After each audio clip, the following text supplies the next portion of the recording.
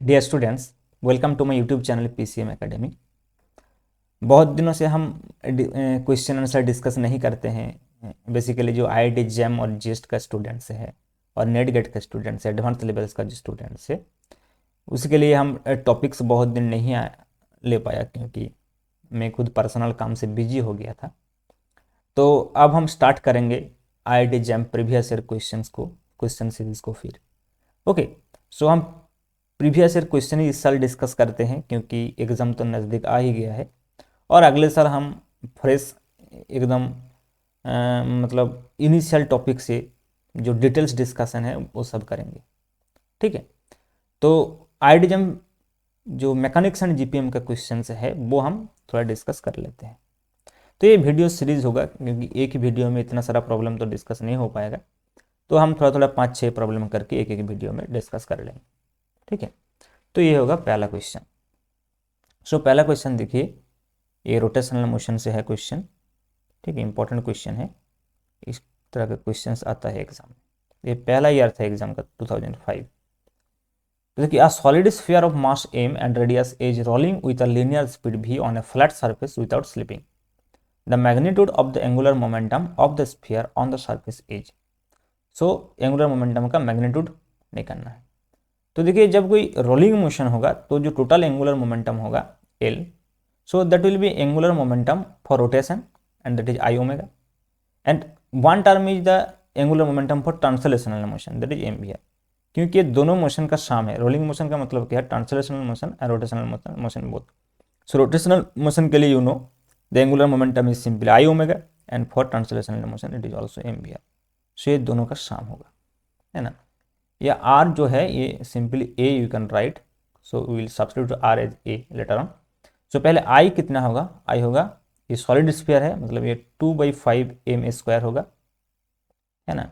तो ओमेगा को हम भी से लिख सकते हैं क्योंकि you know for pure rolling that v equal to omega R. तो ओमेगा हो जाएगा v/r, है ना। तो it is also v/r। Are का मतलब है ए यूज़ करते हैं, प्लस हो जाएगा ए कैपिटल एम स्मॉल एम ही है तो स्मॉल एम यूज़ करते हैं। तो ये हो गया एम भी ए, मतलब ये होगा 2/5 एम भी ए प्लस एम भी ए, है ना। तो ये है 2/5 + 1 दैट मीन 7/5 एम भी ए। सो ये हो जाएगा फाइनल आंसर। इसका मतलब है option B is correct. Okay, so you have to remember this formula just कि ये रोलिंग मोशन के लिए जो है दोनों पार्ट होगा, एक है रोटेशनल मोशन के लिए और एक होगा ट्रांसलेशनल मोशन के लिए। Okay, so you can remember in this way also. Okay, now next question. ये क्वेश्चन आया था आईआईटी 2007 में। तो in terms of the basic units of mass length and time and charge Q, the dimension of magnetic permeability in vacuum mu naught, this is actually mu naught R. Okay, so आपको mu naught निकालना, mu naught का dimension निकालना है in terms of mass length and time. मतलब आपको देखना होगा कि फोर्स कहाँ से है, फोर्स का एक्सप्रेशन क्या होता है in magnetic field. So you know the simple expression in magnetic field, force का जो एक्सप्रेशन होता है F = BIL, ये होगा सिंपल एक्सप्रेशन। हमको सिंपल एक्सप्रेशन ही चाहिए क्योंकि सिर्फ हमको डिपेंडेंसी देखना है ना। यूनिट नहीं करना है, इसका मतलब डिपेंडेंसी देखना है। आपको जो कॉम्प्लिकेटेड फार्मूला है एक्चुअल में, जनरल फार्मूला इंटीग्रेशन फॉर्म में, वो नहीं देखना है। और बी को हम जानते हैं कि बी ऐसा होता है कि इज μ0I/L और डी डिस्टेंस μ0I। ओके, जैसे हम जानते हैं कि जो इनफाइनाइट वायर है उसका कैसा होता है μ0/2π इंटू 4π इंटू 2I/L ऐसा होता है। तो ये μ0I/L मान लेते हैं क्योंकि ये है डायमेंशन और कांस्टेंट को डायमेंशन नहीं होता है, तो हम लोग μ0I और L मान लेते हैं। तो एफ कितना होगा, देखिए एफ हो जाएगा μ0, है ना, I² और फिर ये L तो कट जाएगा, है ना, क्योंकि इसका डायमेंशन एक सेम ही होगा। तो बी हो गया दिस। सो μ0 कितना होगा, μ0 होगा F/I², F/I², you can see F/I² हो जाएगा, है ना। तो F का डायमेंशन तो हमको पता ही है, mLT−2, और I को हम Q/T लिख सकते हैं। सो एक लाइन लिख लेते हैं, फिर हम डायमेंशन यूज करते हैं। यू नो Q = IT, है ना। तो आई इक्वल टू कितना होगा, क्यू बाई टी, मतलब क्यू स्क्वायर और ऊपर होगा टी स्क्वायर। तो देखिए एफ का डायमेंशन कितना होता है, एम एल टी इनवर्स 2 होता है, और टी स्क्वायर है, इसका मतलब ये कैपिटल टी स्क्वायर होगा, और ये हो गया क्यू स्क्वायर। तो देखिए ये तो कट जाएगा, तो ये होगा M L and Q inverse 2, ये हो गया म्यू नॉट का dimension. Now let us check M L Q inverse 2, that is option number A. So this question is also very easy. You have to know only the dependency. Okay. Now question number 3. This question is important. ये थोड़ा important question है। देखिए क्या बोलते हैं, क्या projectile is fired from the origin O at an angle 45 degree, मतलब इसका जो एंगल ऑफ प्रोजेक्शन है वो 45 डिग्री। तो हम पहले ये लिख लेते हैं कि जो थीटा है एंगल ऑफ प्रोजेक्शन वो है 45 डिग्री, है ना, from the horizontal, yes, at the highest point P, ये हो गया highest point of its trajectory, the radial and transverse component of its acceleration in terms of capitation and acceleration. So acceleration का दो component जो है, radial component होता है और एक ट्रांसवर्स कंपोनेंट होता है, वो हमको निकालना है। तो कम कीजिए, पहले हमको रेडियल डिस्टेंस निकालना, रेडियल एक्सीलरेशन देखना है किधर होगा। तो यहीं से जो P तक का जो लाइन होगा इसके बराबर होगा रेडियल डिस्टेंस, है ना, ये रेडियल एक्सीलरेशन। सो इसका एक्सीलरेशन, प्रोजेक्टाइल मोशन का एक्सीलरेशन क्या होता है, ये तो जी के अंडर ही होता है ना, ग्रेविटेशनल एक्सीलरेशन। तो इसका नेट एक्सीलरेशन तो हमेशा जी ही होगा और वो डाउनवर्ड होगा, मतलब जी का जो डायरेक्शन होगा ये डाउनवर्ड होगा, जी, है ना, इधर होगा, डाउनवर्ड होगा, और this angle will be 90 degree होगा। Now let us take this angle as alpha, हम इसको अल्फा मान लेते हैं, क्योंकि दिस एंगल तो हमको पता नहीं है, हमको जो पता है थीटा वो है एंगल ऑफ प्रोजेक्शन। यह जो यू होगा ना, यू के साथ ये मान लीजिए ये कोई प्रोजेक्टाइल है, अलग से दिखा देता है, इधर तो नहीं दिखाएगा, दिख देता है। तो ये हो गया प्रोजेक्टाइल मोशन जो होगा, और ये जो एंगल है ये 45 degree, you know, I think ये एंगल है 45 डिग्री, तो ये अलग एंगल है और ये एंगल अलग है, हमको ये एंगल भी चाहिए, है ना, क्योंकि हमको निकालना है ट्रांसवर्स एंड रेडियल कंपोनेंट। देखिए ये है जी, तो जी का जो रेडियल कंपोनेंट होगा वो इधर होगा, और ये डाउनवर्ड में है इसलिए हम माइनस लेते हैं इसको, तो ये होगा माइनस जी। तो जी का इधर एक कंपोनेंट होगा और एक कंपोनेंट इससे परपेंडिकुलर होगा, इसका मतलब होगा इधर, इधर इधर आएगा, ठीक है। तो देखिए वी नीड दिस एंगल, है ना, तो अगर ये अल्फा है और ये 90 है तो ये ऑब्वियसली ये 90 माइनस अल्फा होगा, मतलब this angle will be alpha, so this will be better. तो जी का दो कंपोनेंट होगा, इधर एक होगा जी कॉस अल्फा, है ना, और इधर एक होगा जी साइन अल्फा, और ये हम माइनस लेके चलते हैं क्योंकि डाउनवर्ड डायरेक्शन में है। तो देखिए इसका जो रेडियल कंपोनेंट है मतलब ए आर, वो हो गया minus G sine alpha, A R जो होगा वो होगा माइनस जी साइन अल्फा, और इसका जो ट्रांसवर्स कंपोनेंट होगा मतलब ए थीटा, वो हो जाएगा कितना, minus G cos alpha, minus G cos alpha. Now we have to find out alpha. मैंने पहले ही बताया था कि ये अल्फा और थीटा सेम नहीं है, तो हमको अल्फा निकालना है, लेकिन थीटा हमारे पास है। देखिए ये जो है, ये टोटल जो डिस्टेंस है इस initial point two final point, ये प्रोजेक्टाइल का रेंज होता है ना, तो ये जो होगा मिड पॉइंट तक ये रेंज का हाफ होगा, मतलब r/2। और ये जो है, ये जो परपेंडिकुलर डिस्टेंस है ये एक्चुअली मैक्सिमम हाइट है ना इसका, तो ये होगा capital H। And we have a relation between H, R and theta in projectile motion. So अगर आपको ये नहीं पता है तो आप H और R का वैल्यू से आप निकाल भी सकते हैं, क्योंकि आपको तो ये पता होना चाहिए जरूर कि जो प्रोजेक्टाइल का मैक्सिमम हाइट होता है H, वो होता है you square sine square theta upon 2g, और रेंज का जो एक्सप्रेशन होता है R, वो होता है you square sine 2 theta upon g। सो ये आपको पता होना चाहिए। Now if you want to find out the relation between H and R, then you will get a relation. Let me tell you, that is R tan theta is equal to 4H. If you want, you can find from these two relation, you will get the relation between R and H. But अगर आपको ये relation याद होगा तो अच्छा होगा, क्योंकि ये रिलेशन बहुत सारे जगह में हम यूज़ करेंगे प्रोजेक्टाइल मोशन का, कि R tan theta is equal to 4H। ये सबसे एक सिंपल रिलेशन है जो जो आपका जो कैलकुलेशन है उस कैलकुलेशन को घटाएगा। तो ये होगा r tan theta equal to 4h। अब देखते हैं थीटा दिया है कितना 45 डिग्री, 10 45 कितना होगा 1 हो जाएगा ना। तो r equal to simply 4h। देखिए r एंड h का बीच में हमको रिलेशन मिल गया। तो इससे हम अल्फा निकल सकते हैं, क्योंकि देखिए tan अल्फा कितना है, ये ट्राइंगल से आप देखिए कि tan अल्फा जो है वो है परपेंडिकुलर अपॉन बेस, मतलब h upon r by 2, h upon r by 2, और r कितना है 4h, तो ये हो जाएगा 2h अपॉन 4h, है ना। इसका मतलब है हाफ। सो tan अल्फा हो गया आपका हाफ, है ना। अगर tan अल्फा हाफ हो गया तो हम साइन अल्फा कॉस अल्फा भी निकल सकते हैं आराम से।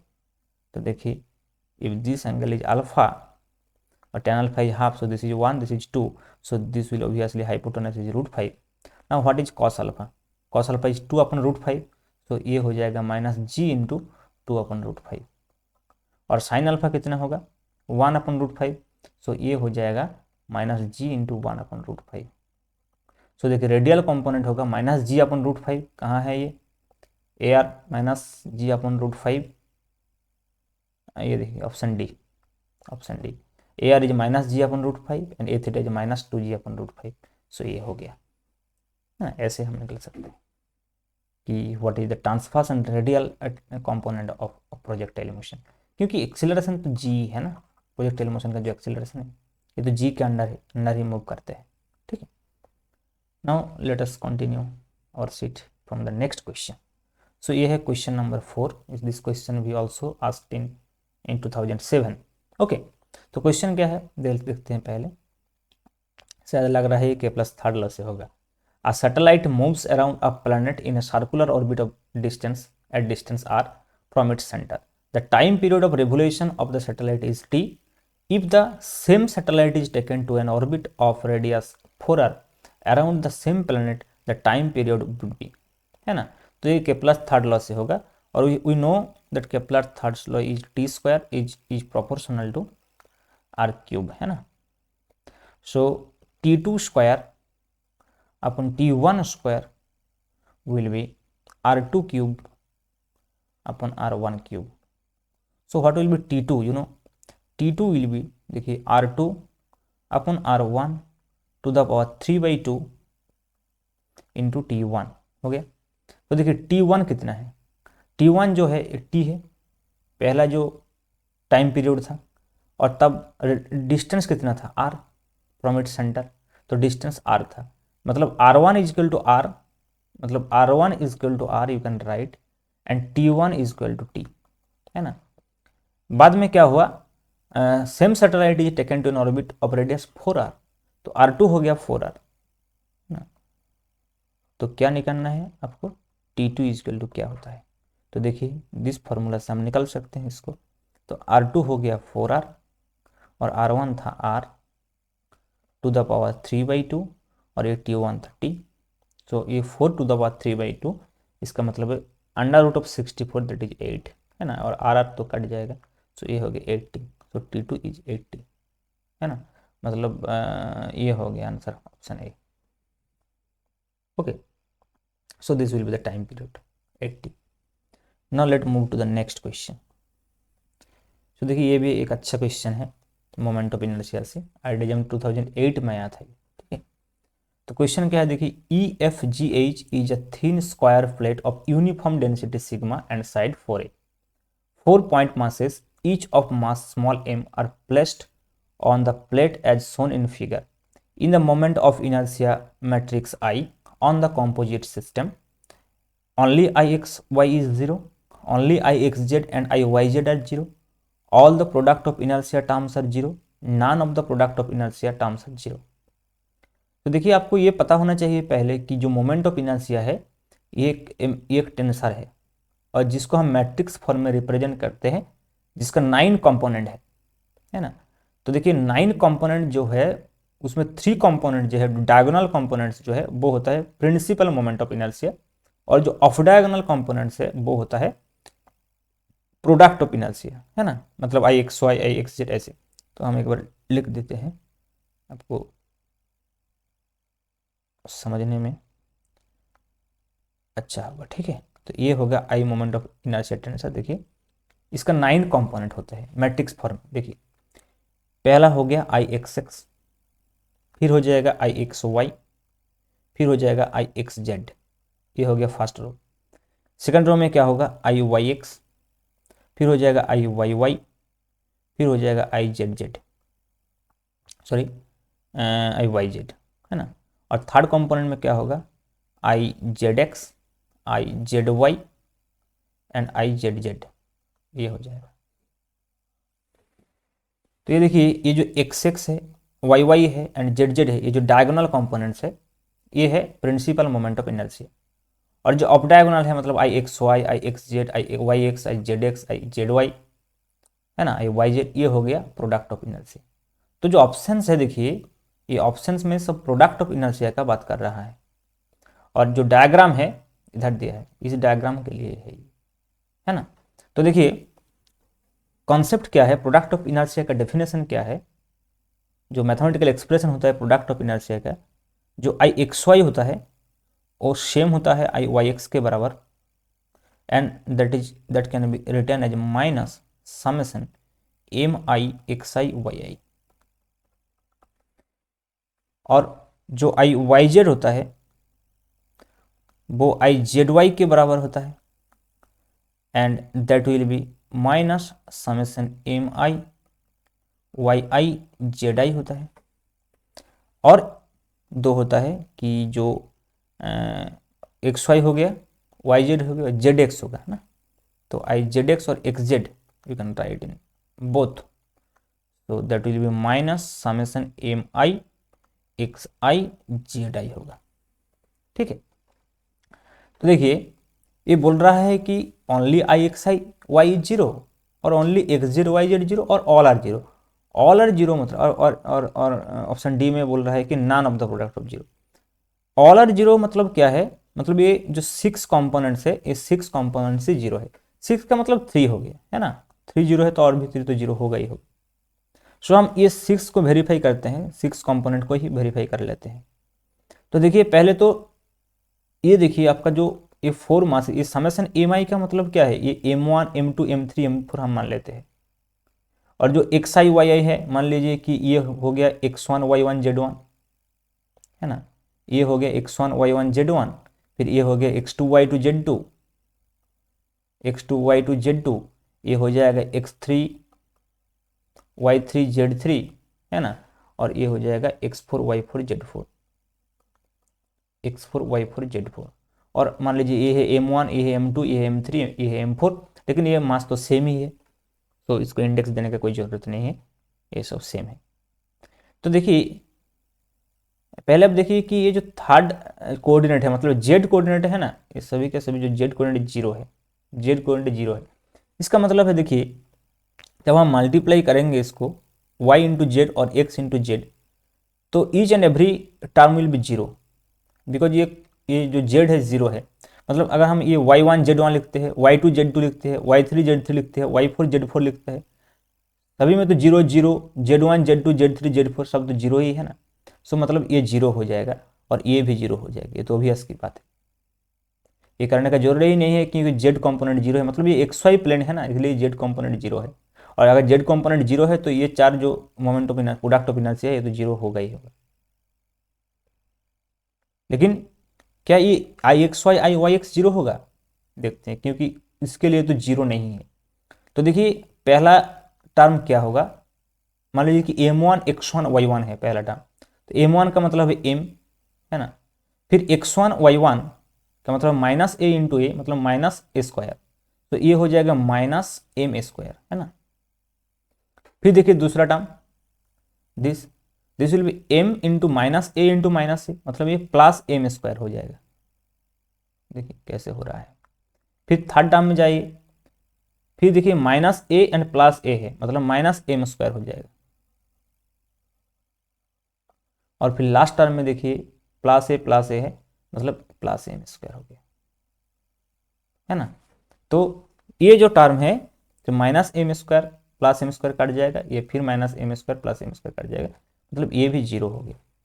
ये कैसे हो रहा है पता है आपके, m1 x1 y1, पहला टर्म क्या है m1 x1 y1, तो m1 का जगह हम m बिठाए, x1 का जाएगा माइनस ए और y1 का जाएगा ए, तो ये हो गया minus M square. Similarly we have to follow this must number 2, 3 and 4, so you will get 4 terms and if you add you will get 0।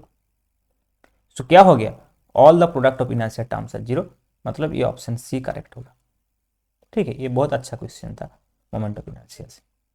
ठीक है, तो ठीक है, आज हम 5 क्वेश्चन डिस्कस किया है, फिर हम नेक्स्ट क्लास में, अगले क्लास में और भी 5 क्वेश्चन डिस्कस करेंगे IIT JEM पेपर से।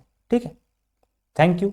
अगर आपको चैनल हेल्पफुल लग रहा है, वीडियो हेल्पफुल लग रहा है, तो सपोर्ट कीजिए इस चैनल को, कि हम ज़्यादा से ज़्यादा वीडियो बनाने में मतलब हमको मोटिवेशन मिले। ठीक है, थैंक यू।